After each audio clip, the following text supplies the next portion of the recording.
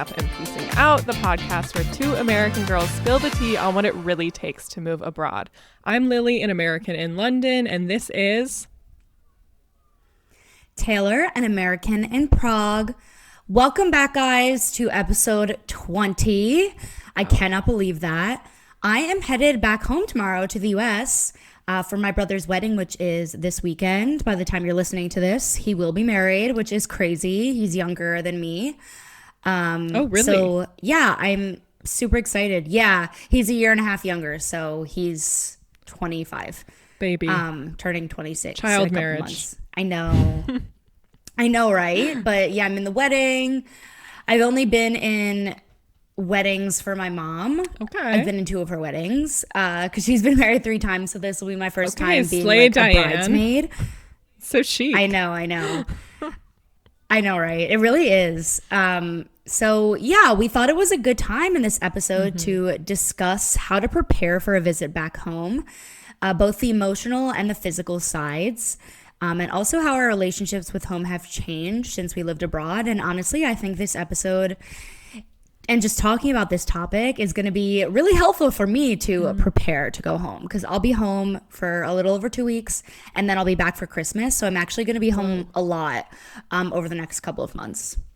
Yeah, that's a lot. But yeah, sometimes things like that happen with, weddings and holidays, everything. But first, I want to hear about your trip to Greece, because you were just in Greece for, wow, you've been busy these last few months. But yeah, how was Greece? I know. It was so nice. I fully took off work, which a lot of times when I travel, I don't do that since I am a freelancer, as we discussed in a previous episode. It's hard to fully switch off because a lot of times if you're not working, then you're not making money. So it can be hard to fully switch off, but I pretty much entirely did. I was still posting a bit on social media, but as I said, I don't really make money from social media, so I don't really see that as like a job. But yeah, no, it was so nice and relaxing, but there is a quick turnaround. We got back this weekend and then going to the US tomorrow, Thursday. We're filming this on a Wednesday, so I still haven't packed.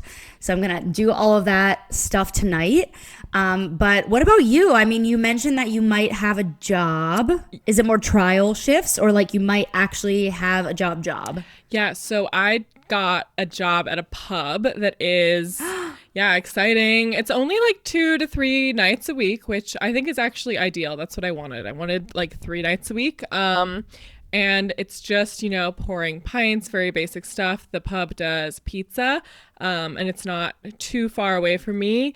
And it was, I just did a trial shift, then they hired me on the spot. So excited for just to like have something in my, obviously I'm excited for the money, but mostly I'm excited just to like have a more structured routine, because something that's been hard as I'm on the job hunt for a more professional role, which is taking a lot longer. If you've read the headlines, it's a crisis, but I need a bit of a schedule to follow. So hopefully this pub job will just kind of be that schedule. Also, I get free pizza and free beer. So like what more could I want? That's so nice. So is it just beer or will you be making cocktails too? It's like 90% beer, and then you can get gin and tonics or Aperol spritz, like very, very, not really cocktails, more just like basic, Fun. mixed drinks. So, yeah, it's something to do. Also, to say that I worked at a pub in London is, I feel like I have to. In your 20s in London, it's something to do. So yeah, that's exciting. That's going to be so fun. You're going to meet so many cool people. Yeah. It's so many good stories for the podcast. True. I hope it's definitely like a city pub, as in it's only open Monday to Friday. So it's very much a post office work drinks place. So we'll see what kind of clientele it is. I don't know if it's going to be bankers or finance bros or like cool creative people. We'll see. Hopefully I have some good stories. It could be good for networking too, like talking to people both about your podcast editing, but also just since you are looking for a full-time job in environmental topics. Like I'm sure that you'll probably meet some people who are coming from big, important London jobs. So definitely keep us updated on how it goes. I'm really excited for you.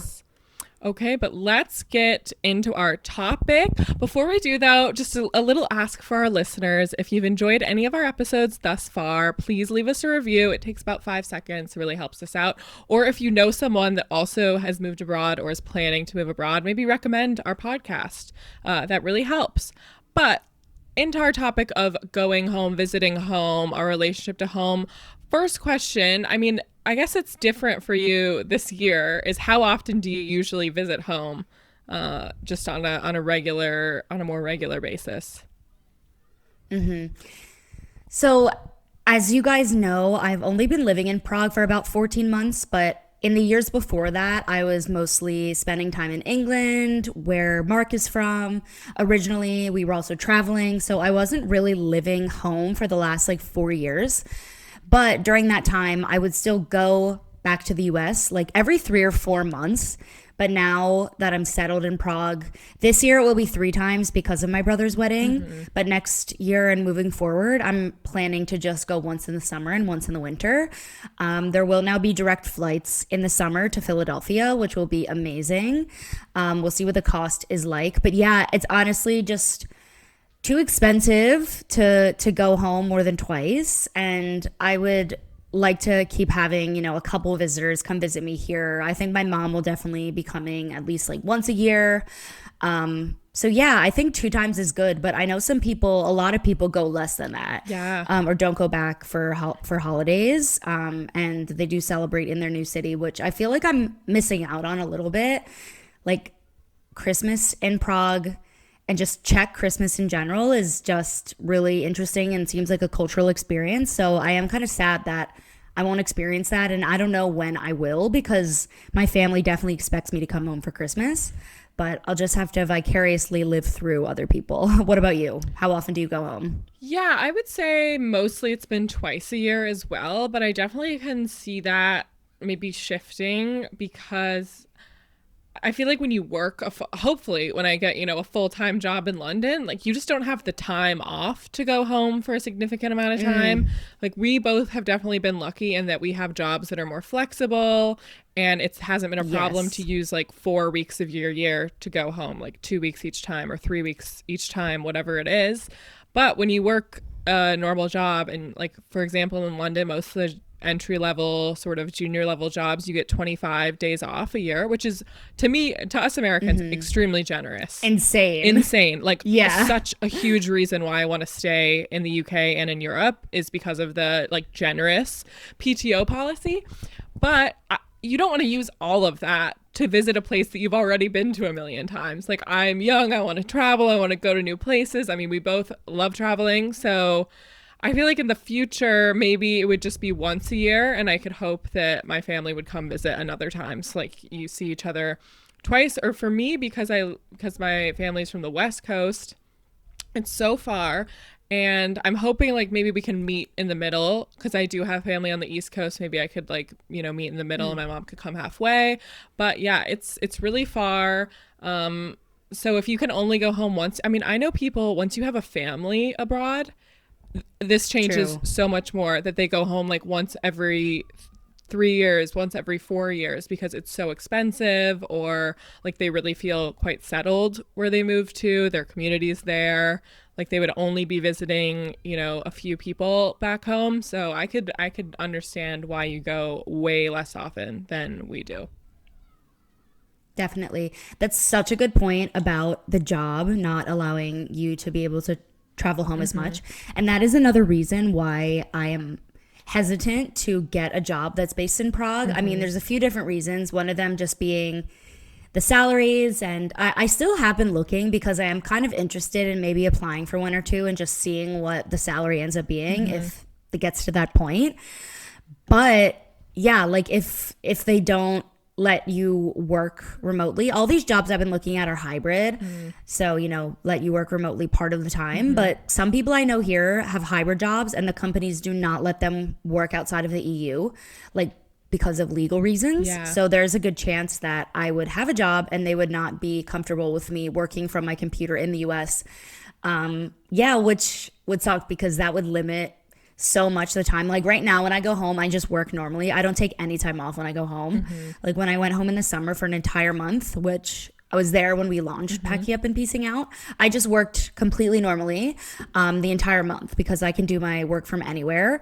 And it's actually even better when I'm home because most of my clients and people that I work with are in the US at this current moment. Yeah.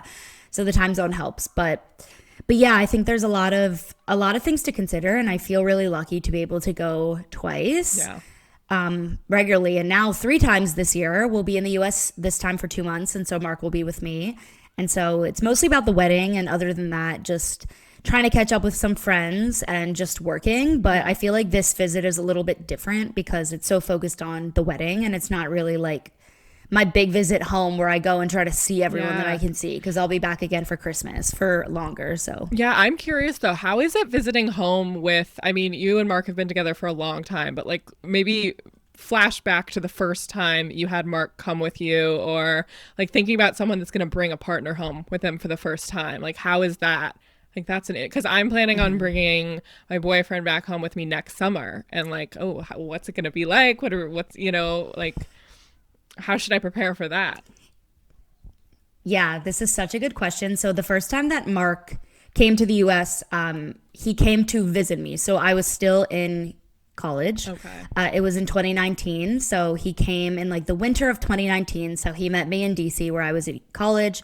And then we got picked up by my mom and stepdad because I was moving out of my dorm. And then we went back home. So he not only like came to my dorm, met my roommates, met my parents, and also came to my family home in New Jersey, like all at once.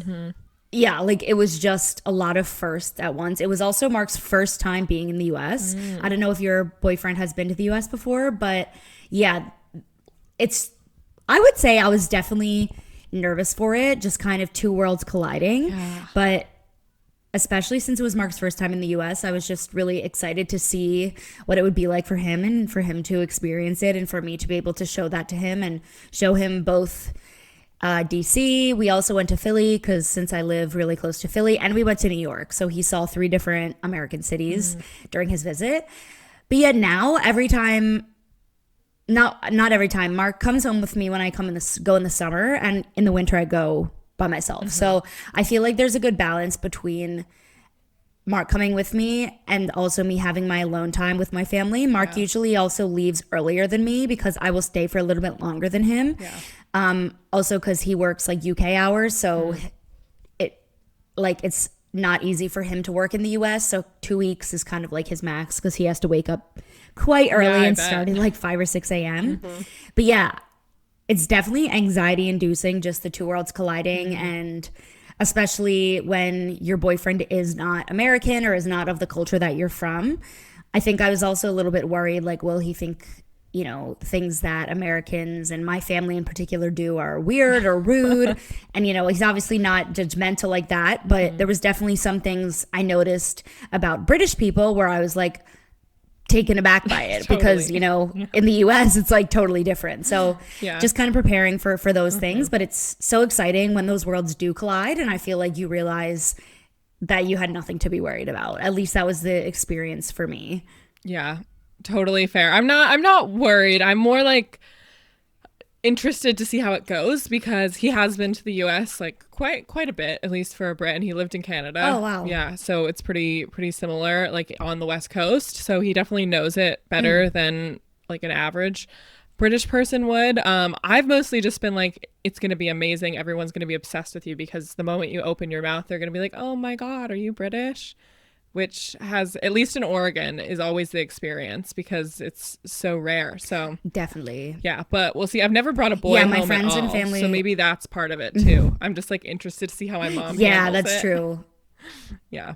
Well, being your first relationship and bringing him, all the way from the UK to Oregon, like it is like a big step. And I mean, you have a long time until next summer, like, you know, for your relationship to just keep getting stronger and stronger. But yeah, that's so exciting, and 100% people will be obsessed with him every time Mark comes. So now, obviously, my friends and family, Yeah, I've met him many times, but at first they were so fascinated by his accent. And even some people asked me before they met him, like, so does he have a British accent? And I'm like, yes, he's British. Like, he was born in England.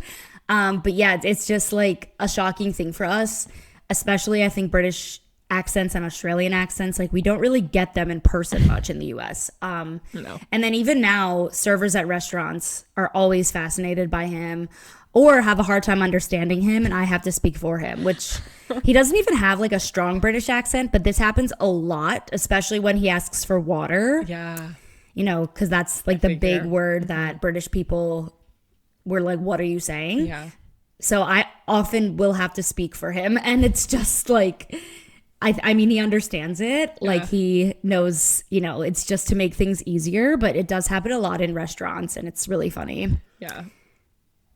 But we should Okay, talk. should we talk about, yeah, let's talk about how to actually prepare for a visit back home. So we kind of broke this up into both the physical side and the more logistical side, and then the emotional and mental side of things. So first, let's do the physical, because I do think that this is like the easier side, and also the side that you have to prepare a little bit less for, in my opinion. How early do you usually book the flights, Lily, when you go home? Like, how many months in advance? Gosh, it really varies. I would say I start looking like 3 months out, and then I'll usually book if I look 3 months out and it's like a really good deal, I'll just book it then. But if it's not a good deal, I'll like wait and kind of I'll turn on like the price tracker for the flights. I don't know if that's good. What do you think? What's like the sweet spot for you in terms of like pricing? But also, I don't like planning too far in advance. I have commitment issues when it comes to that. Well, yeah. I was about to say, like, oh, I'm so prepared because for my flight now for my brother's wedding, I booked it like 4 or 5 months in advance. But now I just thought I don't have my flight back home for Christmas, so I should probably look at that after we record this episode. Yeah. I would say probably like 3 months is good. I've waited sometimes like a month, and that for me has been bad, at least for Christmas. Like, I spent so much money last year going home for Christmas, like $1,400.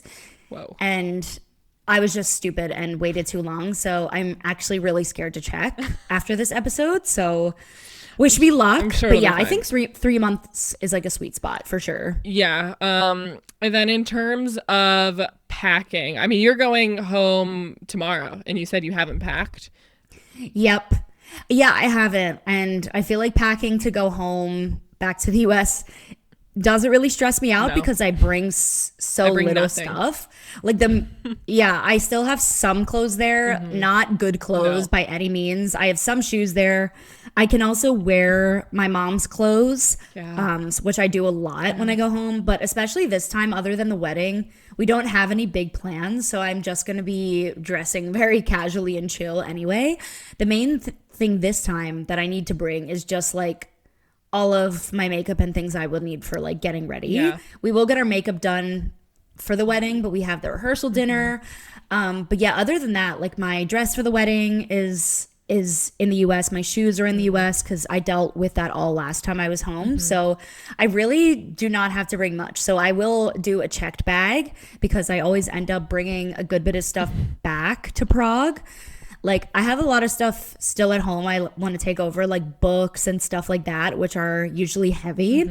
So I love to just go with an empty suitcase and come back with a full one. Not that I have room in my apartment for more stuff, but I don't know. I want like most of my stuff to be in one place. Yeah. So No, I do I'll the just same have thing. to find the space. Literally this last time when I went back in August, I brought a big, like, you know, the biggest suitcase you can really get. I filled it maybe 1/8 going back to Oregon. And then when I came back, I was like doing the thing in the airport where they're like, no, it's 4 pounds overweight. You need to move things around. Cause I managed to just fill it up like 50 pounds. I have no idea how. All of a sudden it's like, That's impressive. well, it's like, oh, my 6 boxes of Annie's mac and cheese that I'm going to bring back. Oh, those boots I've been needing to bring back that are really heavy. Like, yeah, a lot of it, it's like a mix of clothes that I've been meaning to bring back and like food items that I want to have here and drugs, you know, like Tylenol. I stock up on NyQuil, all that stuff. But Yes. I find it's important for me because I do tend to go a little crazy that I write a list before I go there. Like I start it like weeks before. The first time I have an idea of like, oh, that'd be nice to get. Like when I'm thinking, I read a list, like list for US in my notes app, and I just add to it like in the weeks up until my trip. And then when I'm in the US, I like check it off of all the things I wanted. It'll be like it's complete kind of brain dump of ideas of things I want when I'm in the US. But like this last time I really abided by it. I got everything on the list and nothing more. Well, okay, that's not true. A few things more, but that's impressive. That's impressive though, because last time I was bad with shopping in general, not even those like essentials, but just stores in the US that I can't get here, or I would have to pay really high VAT. I'm cutting down on my shopping though because I'm trying to be a budget queen. So this time I will buy a couple things, not shopping things though, just like tiny ranch dressing cups, liquid IV. So I also have a list, but it's actually pretty short. So I'm going to be good and I'm just going to buy truly things I can't get here that I really do use on a regular basis. Like the sugar-free liquid IV, I'm pretty sure is banned in the EU. So that's why I have to get it in the US. There's other like electrolyte powders here, but I just really like sugar-free liquid IV. Yeah. And I like drink one every morning and I just ran out. So it's perfect timing. Wow. But it's nice because when my friends come, they also bring me stuff. Like my best friend, my two roommates from college came and they brought me just a big, massive bottle of Excedrin because I asked if they could bring some Excedrin because I have headaches all the time. So I take it too much and it's nice when they can just bring something. But yeah, a couple medicines, a couple food items, and then that's all I'm going to buy. And then probably like books, a couple clothes, a couple shoes that I already have at home that I just want here for the winter. But yeah, it's fun because it almost in a way feels like you're shopping in your own room because you're like, oh, I forgot I had this. And like now I can bring back like 5 new books and I'm like, it's like I went to the bookstore because I haven't seen these books in like 2 years because they've been in my basement at home. So it's always fun, I think, just to like shop in your own room and in your own house and decide what you want to take back to where you live now. Yeah, that was really fun this last time. Like honestly, in the last few years, my body had changed a bit. I like gained some weight and I lost some weight. Probably because my dad died, and I'm like, oh my God, I have so much stuff that I didn't fit into for a bit that I now fit into. And it was so exciting because it was like I was on a shopping spree, but I already owned it all. And I had completely forgotten about it because I hadn't worn it in years. And I was like, this is amazing. I'm shopping for free for clothes that like I really love because I did pick them out at this one point. And also me and my mom happened to be like pretty much the exact same size and shoes and everything else. And that is amazing. That's the biggest hack as a daughter, is just if you can be your mom's size. I mean, usually it's like that just happens because genetics, but not always. Yeah. Not always. So if you're lucky enough, like, just steal your mom's clothes. They love it. Yeah, me and my mom have been like pretty consistent. Like even when she's gone down or up in weight, I don't know, I feel like we follow like similar patterns. But yeah, we're not the same shoe size, which sucks. But we are the same like clothes size for the most part. But however, we do have like quite different proportions. Like she's a couple inches taller than me, and then we have the same length legs though. And I have a short torso and she's long torso. But anyway, in terms of like actually fitting into the same size, yeah, it's so convenient. Like when we went on a cruise a couple years ago, again, I barely brought any of my clothes back to the US, and I just wore basically all of her clothes for the cruise because she just has so much clothes. And so I just took a bunch of dresses and bathing suits. Like it's just so convenient, and I will 100% be doing that this time again because I'm really not planning on bringing anything, really. Like maybe a couple leggings because I feel like I have those all here since I wear them a lot during work from home. But other than that, nothing. I still have underwear there, socks there, like just a bunch of little stuff. So yeah, mom, maybe she'll say that when we listen to our Call Your Mother segment, that's one of the ways she prepares is opens her closet doors and lets me dive in. But we'll get to that a little bit later. Yeah. But should we jump into the emotional preparation now? Totally. I mean, okay, How do you feel, before you actually go? I mean, I feel like everyone, it must be a little mixed. I don't know. Maybe some people just feel excitement. Some people just feel dread. I don't know. I definitely feel mixed. Yeah, I think for me, a lot of it is definitely completely related to the fact that like when I go home now, it's just my mom, whereas like a few years ago it was both of my parents. So I don't know, like my experience definitely can't be applied to a ton of people, but I mean, it's like when you visit home and all of a sudden everything is different. So for people who've had their parents when they graduated high school and they like sold the house and moved to a smaller house, and then you go back and it's like a whole new house, everything's different. Like I feel that to the nth degree. So that can be a little funky. I think I've gotten used to it. It's kind of just like it is what it is, but it's almost like, yeah, I'm excited to visit home, but mostly I'm just excited to see my mom. It has nothing to do with like even the city that my mom lives in isn't where I grew up. So really me visiting Yeah. home is just visiting my mom. So honestly, like if she came to visit me, it would be almost the same thing as me going back there in a lot of ways, which is nice. You know, it's more mobile. But I mean, I do get homesick to see my dog. That's another thing. The dog is a big thing. Maybe for you. I mean, you're a cat. Are you guys a cat family? For sure, Okay. yes. Yeah. So Yeah, we're the seeing my opposite. We don't cats. like cats in my family. But yeah, My mom owns a luxury I cat know. boutique cat hotel. Of Yeah. course I remember So we that. love cats. How could I forget that? Yeah, we're more of a dog. I'm actually allergic to cats slightly. It's fine. There's actually a stray cat in front of my building lately that's been making me feel really bad that I don't like cats. But Aw. anyway, yeah, visiting home, definitely mixed emotions. But it does get to the point, like if it's been, 9 months since I visit home, that I do get a bit of a like an itch to go.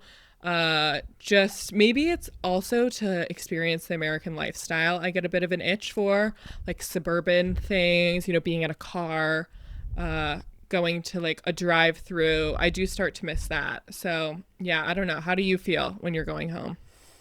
Definitely. I think the experience is different for me just because I would say for the most part, thankfully, that my family life has pretty much been the same since my mom and stepdad got together. Like they were married like 10 years ago. Okay. So I feel like things are pretty much the same. My brother doesn't live there anymore, but he lives not too far away. So I feel like when I go home, yes, I'm so excited to see my family, but I actually am really excited to be in my house and be in my town. So since your mom moved, yeah, you don't have that access to the place that you used to live, but I am still in the house that I mostly grew up in. And so I just like going home and seeing my cats and yes, going to the drive-through and going to Dunkin' Donuts and kind of just repeating these little things that I did when I still lived there.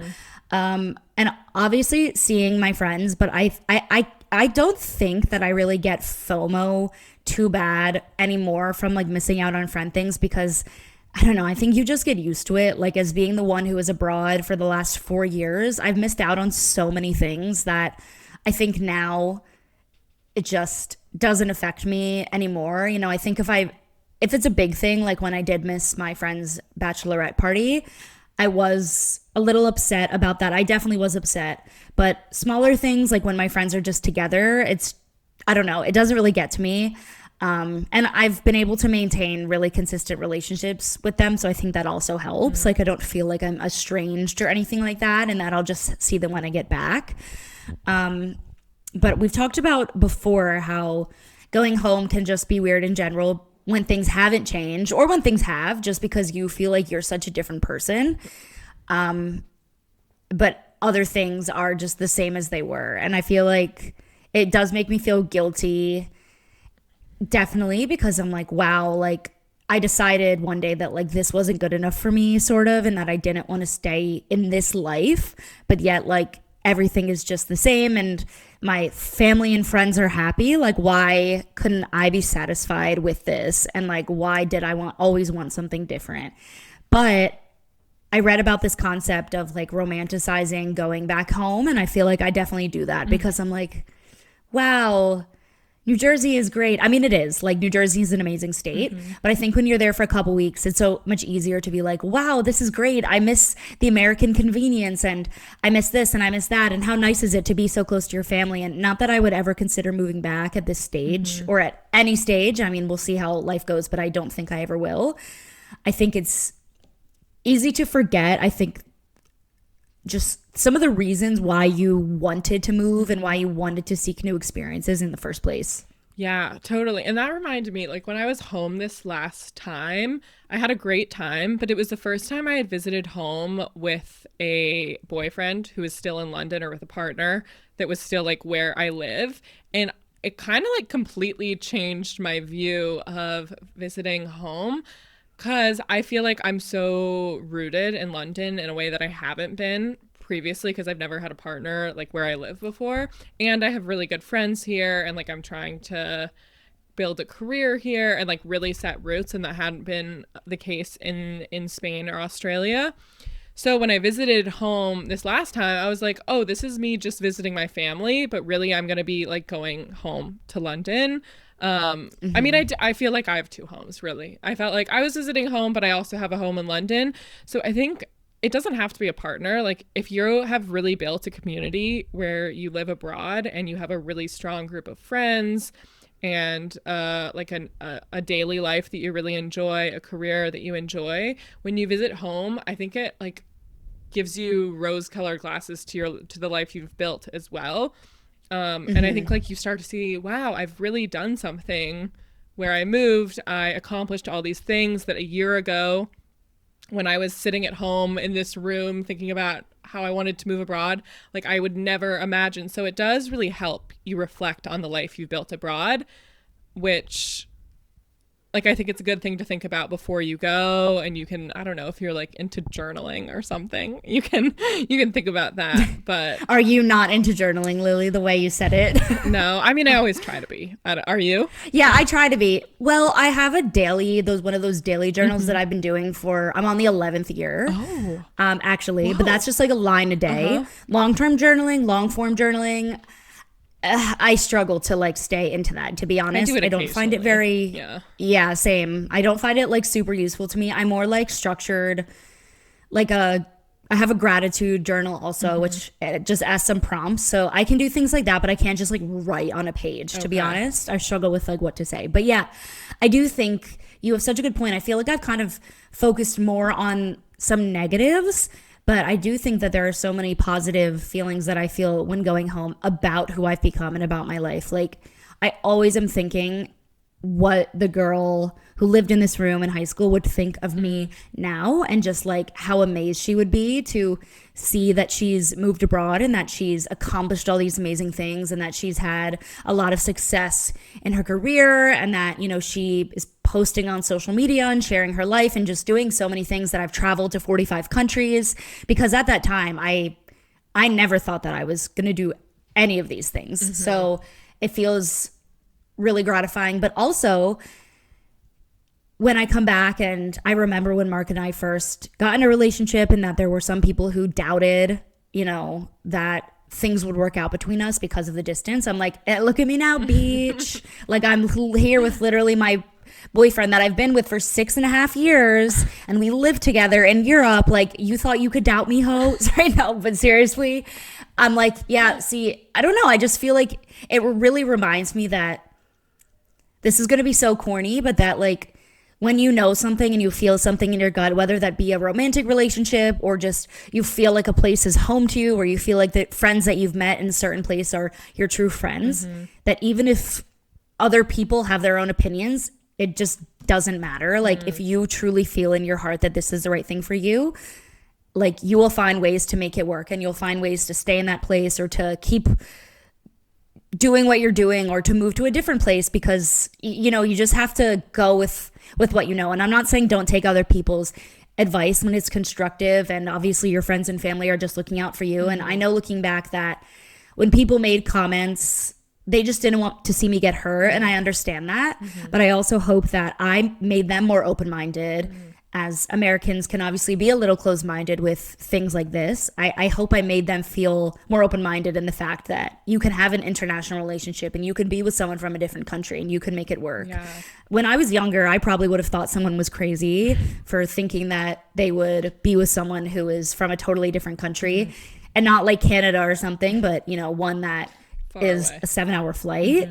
Yeah, but you know, I like coming back and being able to be like that testament to that, and that people can do whatever they do. And I think it's fun seeing like my grandparents, and, you know, I think, for example, they're just so impressed by the fact that they have a grandchild that lives in Europe. Like, they probably never thought that, you know, they would see that. And they had been to Europe, I think, once, but I think, you know, it's just a really cool thing for them to be able to follow my experiences in social media and be like, well, she has a British boyfriend. And it's just, you know, Yeah. there's so many more opportunities for people now and for women now than there was, you know, when they were my age. So I think it's just fun to kind of be that person that's broken these boundaries, I guess, and come back and reflect on all you've accomplished. So Yeah, that's very true. Because when you go home, you get a lot of comments, maybe mostly positive, of people being like, wow, that's so amazing. But sometimes they'll like throw one in and you'll be like, whoa, okay, I guess that's what that's what you think. Or I always get the one when you're visiting home of a, when are you moving back?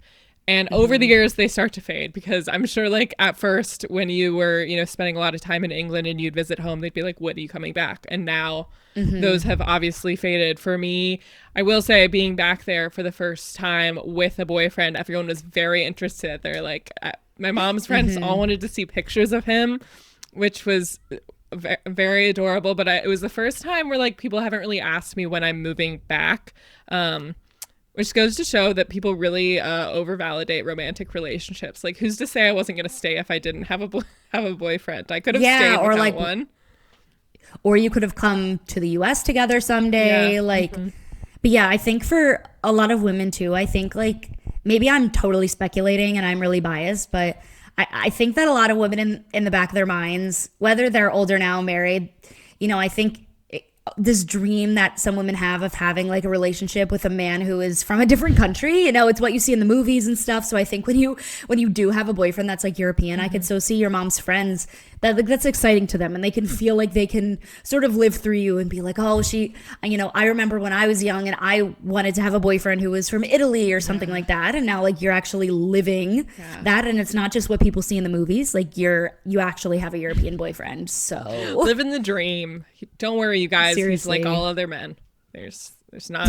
It's just a man. But he's better because he's your boyfriend. Yeah, I love him, but I mean, he is just a man. Like, The slogan. yeah, don't forget.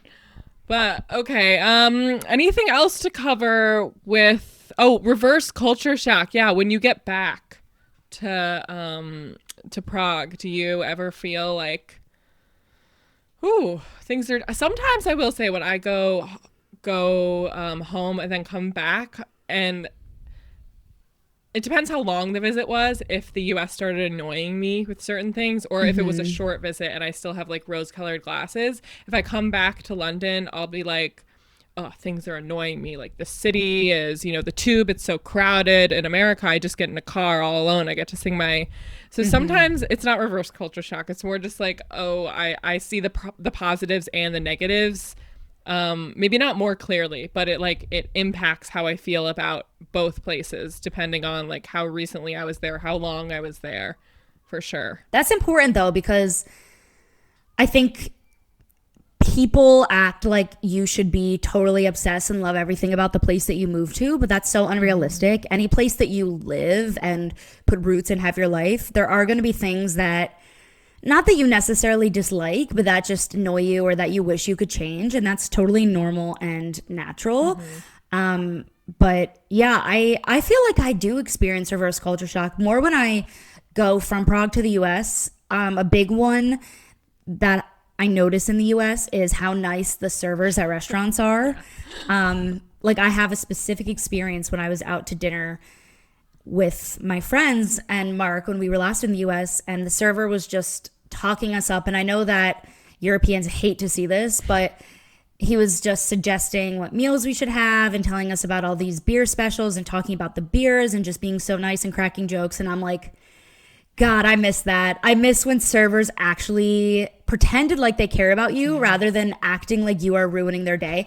Like, that's just, especially in Czech, our last guest, Vita, talked about how this is true here too. And it is just the culture. But, and I've had some really nice servers here, don't get me wrong. But most of the time, you just are an inconvenience to their life and they don't want to speak to you and they don't want to be anywhere near you. So having a server that, and yeah, obviously they're doing it for tips, but at the same time, as someone who has formerly worked in the service industry, yes, you act nicer and more friendly for tips, but it's also just fun to be nice to people and to meet people. Like, that is part of the reason I was drawn to that job, because I liked meeting people and talking to people. So yeah, maybe it's a little bit fake and it's a little for the tips, but it's also people who go into those jobs typically like customer service and like talking to people. So I don't think it's as fake as people want to make it seem like on the internet. Like, I think there is a lot of genuineness there. So that's something then when I come back to Prague and I'm like, oh, I miss that. I really miss that. Do you also, when I was living in Spain, I definitely would, when I would come back to Spain and I'd be like, God damn it, I have to speak in Spanish again. Like, that would be a bit like, oh, I realized how easy it was to communicate when I was back home. And then going back into, okay, I need to be working in my second language, all of this, like constantly thinking about how do I say this, like that.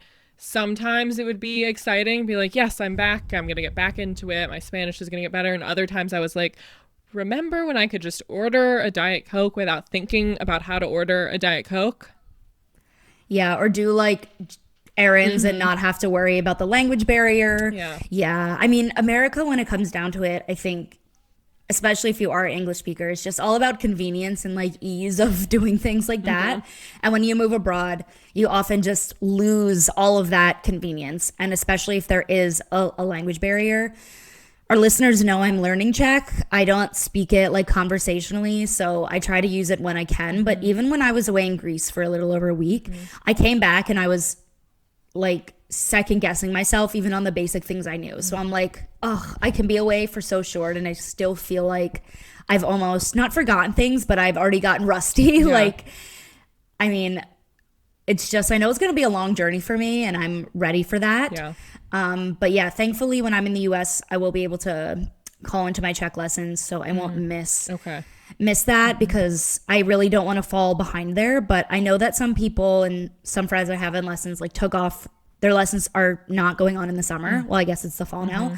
But I'm like, if I didn't have Czech all summer, I think I would have to start over. Like, honestly, maybe when you're just this early in the language, like, I think I would just forget it so quick. Yeah. And I'm planning to, like, my lessons, I'll just continue with my same teacher, just on and on. Like, I just keep renewing the lessons every 10 weeks. So yeah, that's going well. But yeah, the convenience is such a big thing in the US, like ordering things on Amazon. But at the same time, I feel like as I spend longer in Prague, I've also started to realize that that's not normal. Like, that's not how most people live. That's how Americans live. I'm so against it. But that's not normal. I think it's terrible. Yeah, that's not normal. Terrible. It's bad for the environment. Culture. They're destroying the world. It's bad for the culture. They're destroying the world. People should have to like work to get things. Yeah, and now when I want something, oftentimes I'll look up like what store can I go buy this in, and I would have never done that in the US ever. And now I have to schedule time to go out during the week and go to the store and get it. Like, I would have never done that before. Like, going to in-person stores, I mean, except like Target or a store that you want to go in person, it just never happened. Just Amazon. So yeah, I do think that it's a good thing. I feel like it also just helps you integrate more and learn about your surroundings, having to physically go to places and go try to find the things that you need. For sure. Okay, well, I feel like we talked a lot. Should we do our segment? Yeah, let's hop into the segment. Do you want to do your mom first? Actually, me and Taylor texted our moms the question, how do they prepare for us visiting home? And like always, neither of us have listened to this audio recording. My mom kept it to a minute 21. So that's Oh, wait. uh-huh. My mom's was a minute 21. Really? She literally said a minute 21. That's the shortest I could do. Okay, impressive. So That's see. the same exact time. That's so weird. Yeah, a minute 21. Wow. Okay. Well, so yeah, we asked them how they prepare for our visit, like physically and emotionally. I don't know what my mom will say. This is real surprise. Same. Okay, and let's see. This is Kelly. For when Lily comes home, I'm always incredibly excited. And of course, I tell all my friends, and they know that when she's home, we're going to be doing lots of fun things. Straight off the bat, I make sure she has her favorite sheets on her bed. I go to Trader Joe's and get some of her favorite treats, like the peanut butter cups. And when she gets here, the jet lag always is a bit rough. And I get up early in the morning, I walk out, and she's watching TV because she's been up since 4 a.m. We always go to our cabin. We do lots of dog walks. This summer, we did floating a couple times and then had frosé afterwards. Always have a dinner party. Always go to our cabin. Our dog Lucha is so incredibly excited. I let her go through my closet, and this summer she took a few things like boots. But mainly, she's really quite easy, and she's always excited to be home. But each time I see her, there's little changes, all for the better. And I just, mentally, the hardest part is thinking that she's going to leave. So, love to have her home. It's always a blast, and we are busy nonstop. Cute. Yeah, the closet. That's so funny. She knows I'm gonna steal her clothes. That was so cute. That was literally so cute. Yeah, I mean, as Okay, expected, let's we switch. do have a fun time. Let's see what Diane says. Okay, I'm scared. Honestly, I'm scared. I bet it's gonna be very similar. And yeah, she kept it shorter this time. I told her she really needs to try and to actually have like a timer open so she can watch, Okay. see the time as she's recording. And I think that helped. Okay. So when Taylor's coming home, I do prepare the house. She has a lot of stuff and she's kind of messy, so I always declutter it before she gets here. That way it'll stay cleaner. I stack up all of her packages. Usually she's ordering stuff right before she comes home. So she has a bunch of stuff that I put on her desk. Sometimes I buy her some stuff that she can't find in Prague, and I put that on her desk as well. I take my stuff, which I kind of moved into her bathroom when she moved. I take my makeup, my face stuff, my hair stuff, all of that back into my own bathroom that I share with my husband, where it's a lot more crowded, but that's okay. It's just temporary. And then if her boyfriend's coming with her, I usually get him a few special treats. Mentally, let's see, I try to clear my work schedule a little bit so I don't have to go in as much, or I can get home earlier. The main thing I probably do is I think about all the motherly advice that I want to give her that is too complicated to tell her on the phone, and I get all my thoughts together and write it down and prepare for a big long talk with her, which she loves. And I'm just excited. Wait, does she actually funny. do that? Well, kind of, yeah. Like, because I feel like whenever I'm like preparing to come home, I'm always in some sort of, this just seems to happen, but I'm in some sort of like crisis point. Not crisis, but right now with my like career, I'm just questioning Okay. things and what direction I should go. So I've been texting her about it a lot. And so my mom is great because she'll really help, just guide me and like help me research. Like, she's always been so supportive in that way and trying to like give me advice.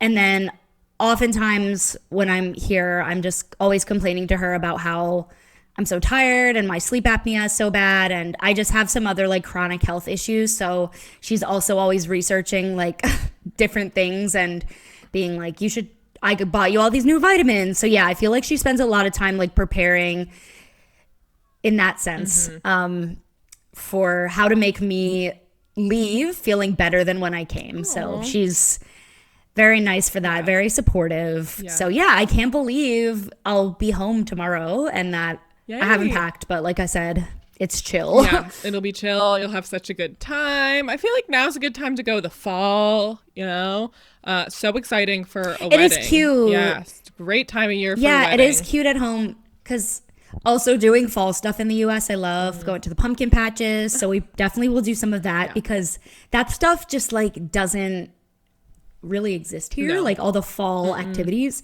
There is a pumpkin patch, I think, outside of Prague, but it's a very like niche, I think, one place. Well, I live like right down the street from a farm where you can go pumpkin picking, you can take hay rides.